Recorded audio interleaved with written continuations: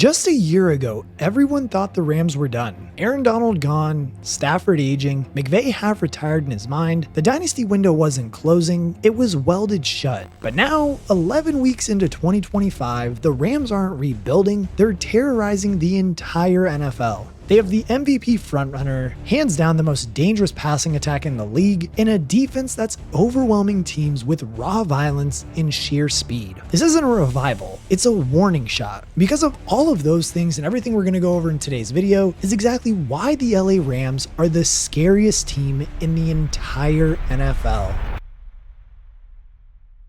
All right, KRICH crew, we are back with another Rams video because truthfully right now, I think that the Rams are the best team in the entire NFC, hands down, without a doubt. I think, and I thought that coming into this year that they were legit Super Bowl contenders. And of course, we got the Rams hat. It's actually the Super Bowl hat, if you can't see, from the 2000 team when they were the St. Louis Rams. But got this hat. This one, actually, I know I got this one off of PacSun. So I know if you need to go there, I don't even know if they still have it because it was like a limited run, but check it out. It's got like the name or the year of the Super Bowl on the back. It's dope. It's a dope classic hat, like the throwback hat. Love this one. But obviously, before we jump into anything, make sure you guys like, comment, and subscribe. As always, appreciate all the support you guys are showing over here on the channel. And again, make sure you guys are in our Discord, follow me on the Instagram and all of that stuff, because I want to make sure that we're still building the community over here and just continuing to get you guys as much football content as you want to see this year. And again, if you have any video suggestions, throw them in the comments and I will make sure if I do cook up your video, I'll make sure that I do post the comment up next to me or something. But we haven't made any videos from anybody because nobody's been dropping any ideas. We've gotten like one or two, and I did make one video that should be coming out in the next couple of days from a comment. So you will be seeing your video. I'll post it when you see it and everything. But obviously now with all of that out of the way, we have to turn and talk about the LA Rams and just how dominant they have been, because really to understand how they recovered from becoming a collapsing dynasty, we have to go back to really the foundation of this current era of the Rams in Sean McVay. Since the arrival of Sean McVay in Los Angeles, the Rams have been a force in the NFL, regularly making the playoffs and being among the favorites to win it all. It's an era of undoubted success with a Super Bowl win to even show for it. And even in the years after the Super Bowl win, they've managed to consistently make the playoffs, successfully making changes to keep this team as competitive as possible. But as we all know, good things must come to an end eventually. With an aging Matthew Stafford as QB1, key players like Aaron Donald retiring, and franchise favorites like Cooper Kupp and Jalen Ramsey moving on to other teams, it looked like the end had arrived. Except it hadn't. General Manager Les Snead displayed a masterclass of roster management, and 11 weeks into the 2025 season, the LA Rams appear to be right back atop the NFL. Obviously, hands down, one of the key aspects of this Rams team has to be the offense, and of course has been Matthew Stafford, who at age 37 is playing some of the best football of his career, which is saying something about him. The Rams acquiring Stafford has been easily one of the best trades in NFL history, as the former Detroit Lion led the LA Rams to Super Bowl glory in his first season with the team. But entering this 2025 season, there were perhaps some justifiable questions surrounding his age and how long before the Rams would have to start looking toward the future. Thankfully for Rams fans though, Stafford hasn't slowed down at all, and really you could argue that, well, besides him playing even better now that he's a little bit older, he's bringing that 16 years of just NFL experience to the table, and it's making all the difference for the Rams and Matthew Stafford himself. With his high footballing IQ, Stafford always seems to make the right decision and can manipulate defenses with absolute ease. His many no-look passes are the perfect example of that confidence too. In 2025, Stafford has been on absolute fire, racking up a league-leading 27 touchdowns to just 2 interceptions. He also has the 3rd best passer rating in the league and 2nd among quarterbacks who have played every single game. Stafford has once again been the perfect vehicle for implementing McVay's system, and his high footballing IQ is a match made in heaven for a football brain like McVay's,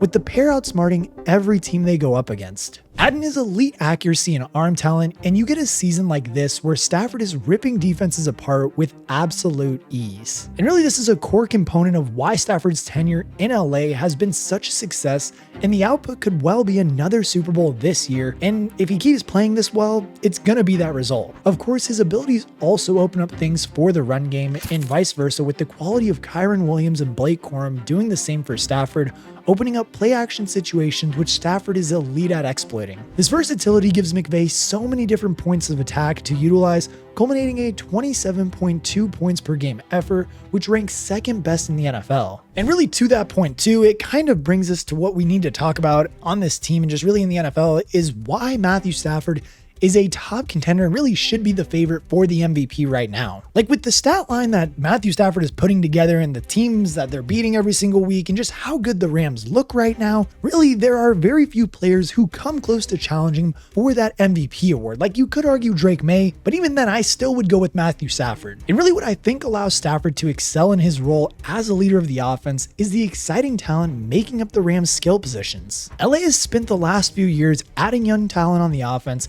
with a clear emphasis on building for the future. But hell, even in McVay's wildest dreams, he wouldn't have imagined so many of them improving as fast as they have. Of course, Puka Nacua is the best example of this as he enjoyed a meteoric rise from a 5th round draft pick to breaking rookie receiving records to now being one of the very best wideouts in the entire NFL. He has struggled with injuries since his rookie year, but when he is on the field, his production has been undeniable. In 2025, now healthy again, Nacua has been absolutely incredible with 73 catches and 850 receiving yards, both good for top 3 in the league. Even with franchise favorite Cooper Kupp on the roster in 2023 and 2024, Nacua seamlessly stepped into the role as the go-to guy for Stafford, offering a safe pair of hands, but also with the ability to make big plays downfield. Like the dude definitely is a complete package as a receiver, winning so many different ways. Nacua is exactly the kind of receiver that flourishes in this McVay system as well, especially with a quarterback like Stafford under center. And yes, while some might argue that Nacua needs to stay healthy and get more games under his belt, there is definitely an argument to be made that he still is the best receiver in the league right now.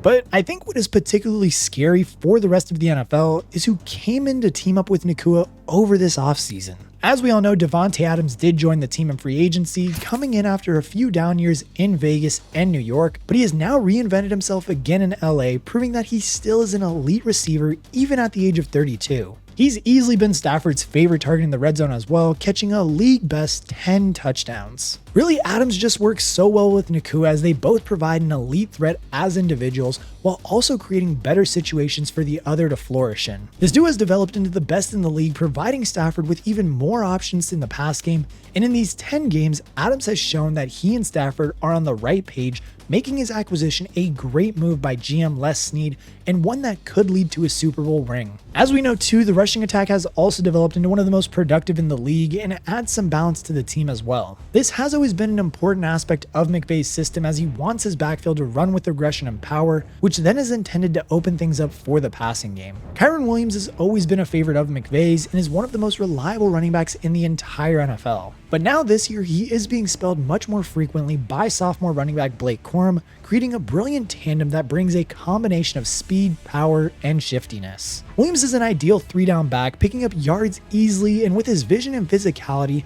but also contributing well in the passing game with a good pair of hands and an ability to make any defender to miss in the open field. Another area that the Rams did choose to address in the offseason was the offensive line, bringing back Coleman Shelton of the offensive line, who also spent 1 year in Chicago in between stints with the Rams. Shelton's a useful depth piece for this unit who brings some veteran experience as well as versatility to play multiple positions along the interior. Then on the other side of the ball though, the Rams defense is much improved from the 2024 season, giving up fewer yards and points. Les Snead has done an exceptional job rebuilding the defensive line after Aaron Donald's retirement after the 2023 season, bringing in young stars like Kobe Turner and Byron Young in 2023 and Jared Verse and Braden Fisk in the 2024 draft. Verse in particular has been a breakout star, putting together a Defensive Rookie of the Year campaign in 2024 and continuing to build on these performances into 2025. He has 4 sacks and 3 forced fumbles on the year so far, and together with his edge rushing counterpart Byron Young,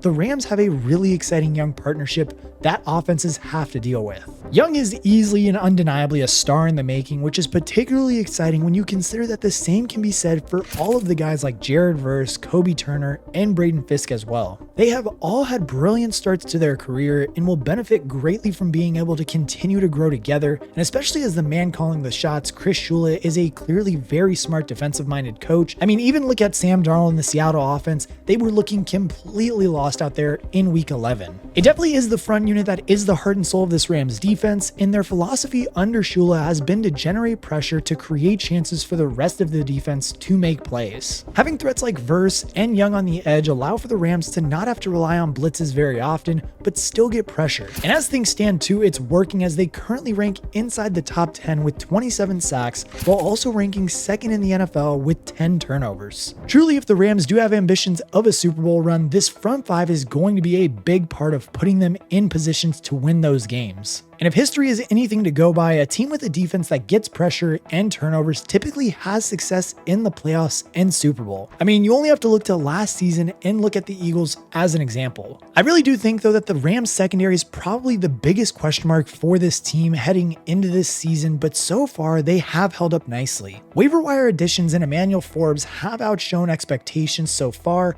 particularly after holding his own in a tough matchup against JSN in week 11.